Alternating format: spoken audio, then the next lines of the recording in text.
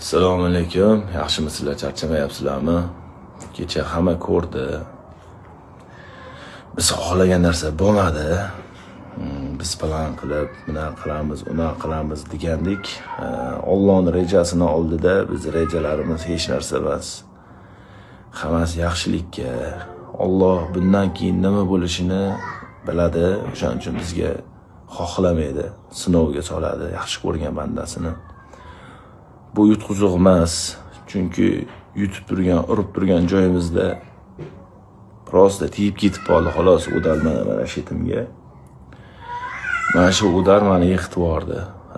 Yiqilgan paytimda oyog'imga yuk tushib, oyog'imni ham sindirib oldi. Men yurakdan xohlagandim. Hatto ko'zlarimdan yosh chiqib so'ragandim Xudoyimdan. Keyin uydagilar ham telefon qilib aytishgandi.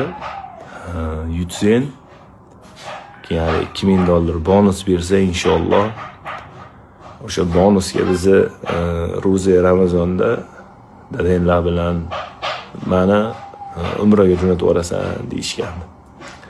Xudo xolasa akkaunt qilib yutsam $2000 Xudo xolasa uydagilarni umraga jo'nataman deb juda ham xohlagandim. Nasib. Alloh bizga peshonamizga shu narsani soldi. Biz hech qachon Alloh bizga nimaki ko'rsa alhamdulillah deymiz. Bizda qaytish yo'q inshaalloh. Yana ham kuchli bo'lib qaytamiz. Doktorlar Xudo xolasa bugun javob berishdi, uyga kelib oldim.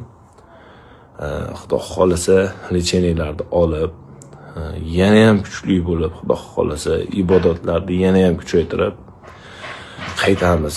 Hammaga kattagon rahmat. Alloh rozi bo'lsin. Sizlarni Xudo xolasa juda ham xursand qilaman. Bilaman, mendan juda ham ko'p narsani xohlaysizlar. Yutishimni, sizlarni xursand qilishimni duo qilib, paddishga qilib turinglar inshaalloh. Kimdir xafa qilgan bo'lsam, ming bor uzr. Hammadan uzr so'rayman. Sog' bo'linglar.